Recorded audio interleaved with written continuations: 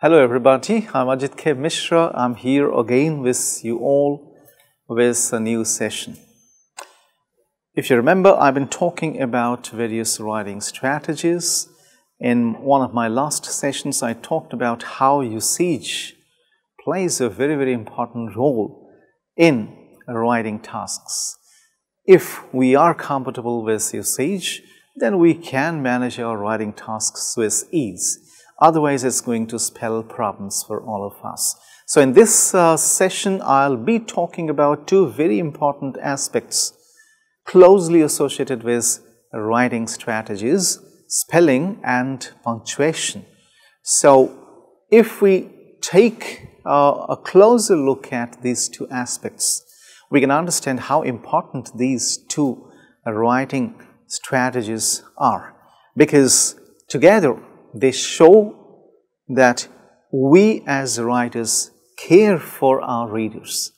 If we use the right kind of spelling and right kind of punctuation, if we take care of the spelling and punctuation issues in our writings, that will mean that we are actually caring for our readers. At the same time, when we take care of these two important things, we also ensure that the chances of misunderstanding and misinterpretation will be minimized or can be reduced to a great extent. Because most often when we write, and if we do not take care of writing and punctuation issues in our writings, it may happen that our thoughts may be misinterpreted or misunderstood because of spelling and punctuation errors in our writings.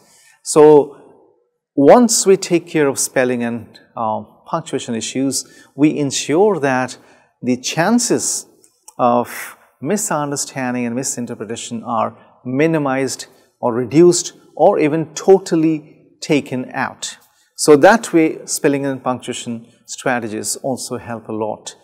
There is a third thing in which it helps a lot, is that it improves our credibility, our reliability, and our intelligence. Because when we take to people through our writings, we must appear to be credible.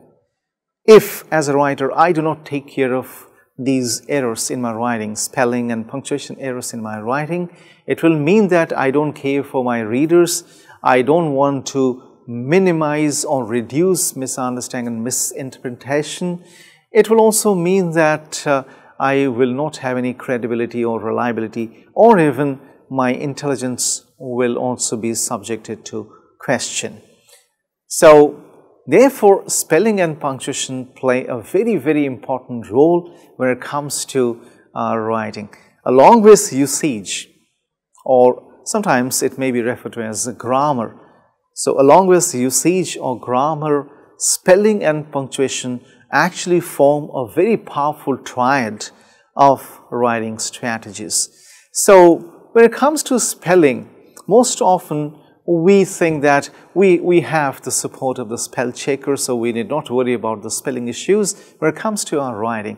But that's not the case, because spell checkers can go awfully wrong and they can actually push us to disaster if we do not take care of the spell checkers, because the spell checker cannot tell us everything that we want or we should do.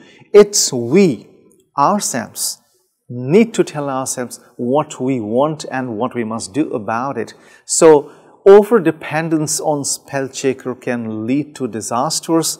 Therefore, I would love to call this the spell checker menace, because most often people are not thoughtful when it comes to using spell checkers. They depend on those things a lot, because of which they run the risk of ending in bloopers, ending in disasters. So, for example, if I use this statement, she could sew seeds better than she could sew clothes. So actually in the first case it is SOW, and in the second case it is SEW. But if I use SEW in both the cases, on both occasions, The spell checker is not going to tell me that these words are misspelled words. So you need to correct the spelling of these words because these words are correctly spelled. The only problem is that I need to understand that in the first case, I should not use the word S-E-W. Instead, I should use the word S-O-W. So we generally sow seeds and we generally sow clothes, S-E-W, sow cloths. So when it comes to homophonic issues, spell checker is of no help. So I'll be walking you through certain issues that the spell checker cannot take care of, and we as writers need to take care of those issues. Otherwise, if we depend a lot on the spell checkers, we are definitely going to end in disasters. So let's take a look at each of these things. To start with, the first thing is homophonic words. I just cited an example of a homophonic word or homophonic words, so and so. Again, we have lots of such homophonic words that sound similar, and there is every possibility that we end up using the wrong word at a place because they sound similar. For example, right and right, they sound the same, but they mean differently. So if I replace one right with the other at a certain place, that might end to certain problems. Similarly, when it comes to typos that are actual words, for example, in the place of M-E-A-T, meat, if I use M-E-E-T, meat, the spell checker cannot tell me that you have just used a wrong word. It's not bothered about what we want to say, what we want to communicate.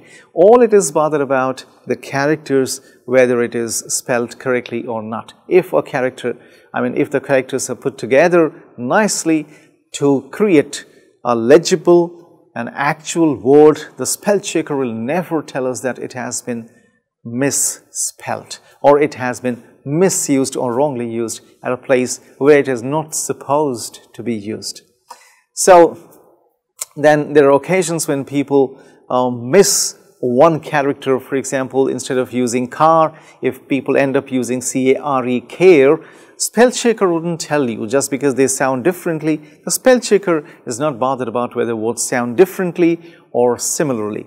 It is bothered about whether certain characters are put together to form a meaningful and actual acceptable word or not.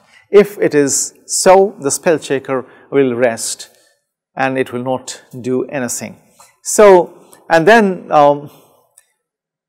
if we begin to depend on spell checkers heavily, it will also lead to a major problem. The problem is we'll continue to commit mistakes, we'll continue to commit errors while writing because we'll always be overconfident that there is our friend spell checker which is going to tell us that this word is misspelled, it's a wrong word, so you replace it with this one. So the spell checker also gives us suggestions. So that way the spell checker will be helping us. So if we always live under this impression that the spell checker will always come to our rescue, that will mean that we will be in for more and more mistakes. Fourthly, when we want always to have access to it, and that is not a possibility because while video conferencing, because especially in the past few months, video conferencing has become one of the most important mediums of communication. So, when we are in for video conferencing, we cannot use spell checkers because we don't have that privilege there. And then when we are in for some chats, sometimes it may also happen that we are into chats for formal discussions. We are chatting with somebody, it can be messenger chats or WhatsApp chats, and we are chatting with one of our clients, and then we do not have access to the spell checker. So too much dependence or over dependence on spell checker will mean that we are not taking care of the spelling errors ourselves. We are not mindful of those spelling errors, and then when that becomes a habit, we'll begin to depend on spell checkers and will not take care of our own approaches to those spelling issues, which will mean that our dependence will actually end causing more and more spelling issues in us, because that way we love to commit spelling errors because we think the spell checker can do it for us.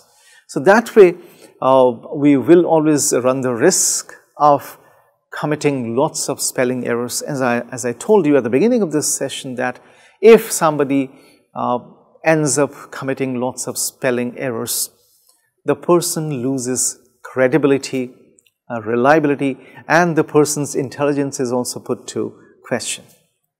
So that way, we need to be very careful that the spell checker is not an answer to all spelling issues. And we must also understand that the spell checker is a good servant, is a good assistant, is a good support system, but it is not the master. The master is we ourselves. So we have to take care of the spell checkers, we'll have to take care of the spelling issues as well. There are certain other types of spelling issues that I call spelling shakers. Spelling shakers, when we shake while spelling a certain thing, and there are certain such coinages of words that look so similar that there is always a risk of using the wrong word to express or communicate something. So we need to be very, very careful, because the spell checker cannot tell us that they are the wrong words for that particular place, because those are actual words. They carry meaning. They are meaningful words. So the spell checker will not tell you that this is a wrong word. At the same time, it will also not tell you that you are not supposed to use that word at that place. So the spell checker can come to our rescue then. For example, accept, accept. So this is a list of such words that are generally misused, because the writers think that they can be used at a certain place. The writers are confused. So these are the most heavily confused and misused words when it comes to writing. So affect, effect, complement with E and complement with I. Continual and continuous. Most writers get confused to pick the right word for the right occasion. They find it difficult to pick between continual and continuous. Discrete and discrete. They sound so very similar, although they have different spelling approaches or spelling formats. Similarly, farther and further. Stationary and stationary. You might have come across these words, stationary and stationary, because they are the ones that have caused one of the biggest problems to the writers, because most writers generally get confused between stationary with A and stationary with E, and they end up using the wrong word at the right place. So lose and lose, again writers get confused. And finally, already and already. So if somebody is already, that means one is ready for something. If somebody says already, that means something has happened, something is being referred to in the past. So there are lots of differences when we come to these pairs of words. If we do not take care of these differences, if we do not familiarize with these words, it's going to be a big issue for us as writers. So that's all for this session. I'm sure you have taken note of what I have talked today, and you are going to explore these things yet further, because you would certainly like to enhance your life skills, especially your writing skills. So thank you for joining me. I'll meet you again in our new session. Bye-bye.